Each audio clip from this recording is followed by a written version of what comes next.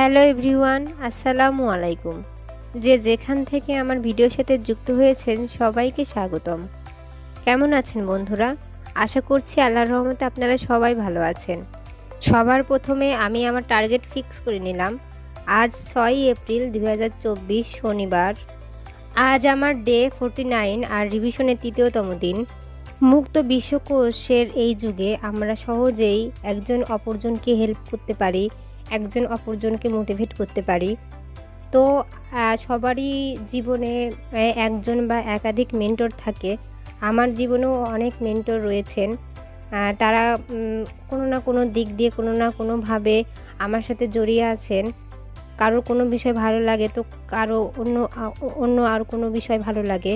আমি recent follow করছি 41তম BCS police cadre Ashiq ভাইয়াকে। উনি অমায়িক ব্যক্তিত্ব। ওনার দিক নির্দেশনার রুটিনই আমি এখন ফলো করছি। যাই হোক, আমাদের বাসায় রঙের কাজ চলছে। গতকাল থেকে শুরু হয়েছে, গতকাল বাইরের দিকে দিয়েছিল, কিন্তু আজ বাসার ভেতরে দিচ্ছে। আর রঙের গন্ধ আমার একদমই সহ্য হয় না। আসলে আরিশার জন্য এতদিন রং করা হয়নি। ও ছোট ছিল, সহ্য করতে পারবে না, তাই এখন একটু বড় হয়েছে, তাই রং করা হচ্ছে। আর এই রঙের গন্ধে আমার মাথা ব্যথা শুরু হয়ে গেছে। তো আজ আমি আর কিছুই পরতে পারিনি। বাচ্চাওয়ালা বাসায় রং করা যে কত কষ্টের, এই যে দেখুন হাতের নিশানা লাগিয়ে ফেলছে। আর একটা রুম তো না, অনেকগুলা রুমেই করা, তাই যেখানেই যাচ্ছে ওর দিকে নজর রাখা লাগছে। এই জন্য আমি সেদিন কিছুই পরতে পারিনি। আজ 7 এপ্রিল, যেহেতু বাচ্চা নিয়ে আমার সময় খুবই কম, তাই আমি প্রতিদিন মিনিমাম 11 মিনিটের একটি সেশন করি। নিজের জন্য, সেলফ মোটিভেশনের জন্য কিছু না কিছু নিজেকেই করতে হবে। অন্যের কথায় আপনি সাময়িক মোটিভেশন পেলেও আপনার মোটিভেশন বেশিক্ষণ স্থায়ী হবে না। তাই নিজেকে যদি মোটিভেশন আওতায় আনতে পারেন, তাহলে আপনি সহজেই মোটিভেশনটাকে ধরে রাখতে পারবেন। আমাদের সবার মাথায় অনেক কিছু ঘটে, অনেক কিছু চলতে থাকে। যেমন আমার ক্ষেত্রে বড় মেয়েটা কি করছে, ছোটোটা কই গেল, আজ রান্নায় কি করব, নতুন বাসার কাজ চলছে যেহেতু সেটার আলোচনা, সেটার প্ল্যানিং, সব কিছু মাথায় ঘুরতে থাকে। আমি নতুন বাসায় ওঠার আগ পর্যন্ত মায়ের বাসাতেই থাকবো। আমি জানি আমি আমার বাসায় থাকি, অনেকেই অনেক রকম অনেক কথা বলে আমার পিঠ পিছে, কিন্তু আমি কানে নেই না, কারণ তারা কেউ আমার লাইফে নাই। তাদের কাউকে আমার লাইফ থেকে বাদ দিলে আমার প্রবলেম নাই, এমন মানুষদের কথা গায়ে মেখে আমার সুবিধা কেন আমি ছাড়ব।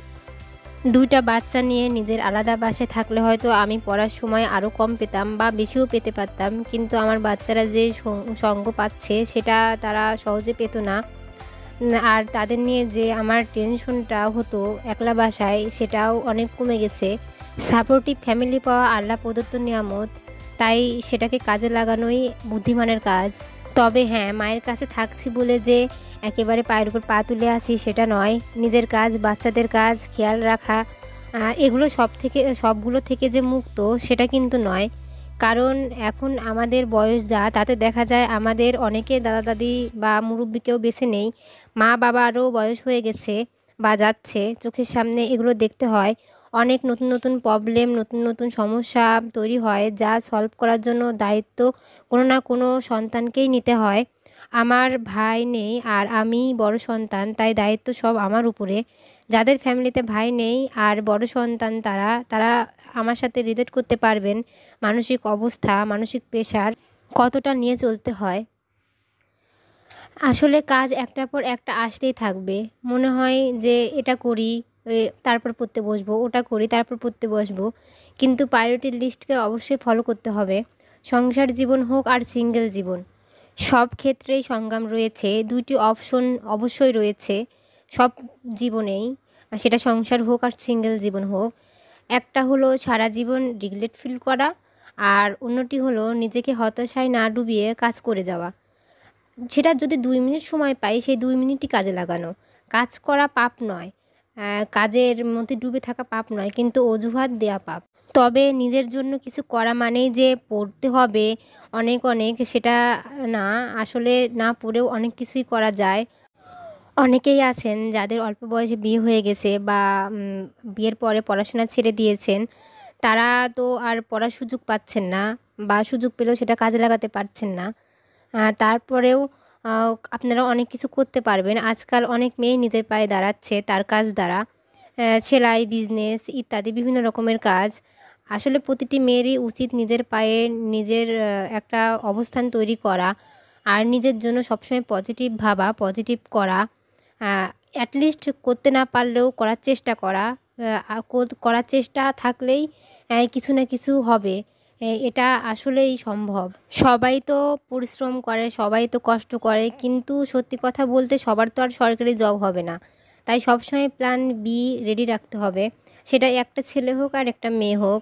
কারণ সবাই জব পাবে না, এটা একদমই সত্যি কথা। তাই আমরা সবসময় পজিটিভ এনার্জি দিয়ে আমাদের ভেতরের সত্তাকে জাগিয়ে তুলতে পারি, জাগিয়ে রাখতে পারি। তাহলে আমাদের কোনো ব্যর্থতাই আমাদের হতাশায় ডুবিয়ে রাখতে পারবে না। পজিটিভ এনার্জি দিয়ে হোক আপনার প্রতিটি দিনের সূচনা। আজ বিদায় নিচ্ছি। আমার ভিডিওগুলো যদি আপনাদের ভালো লেগে থাকে আমার চ্যানেলটিকে অবশ্যই সাবস্ক্রাইব করবেন, আমার পাশে থাকবেন, লাইক, কমেন্ট ও শেয়ার দিবেন। আমার ভুল ত্রুটি ক্ষমা সুন্দর দৃষ্টিতে দেখবেন। আপনাদের সবার জন্য শুভকামনা। Happy reading. আসসালামু আলাইকুম। আল্লাহ হাফিজ।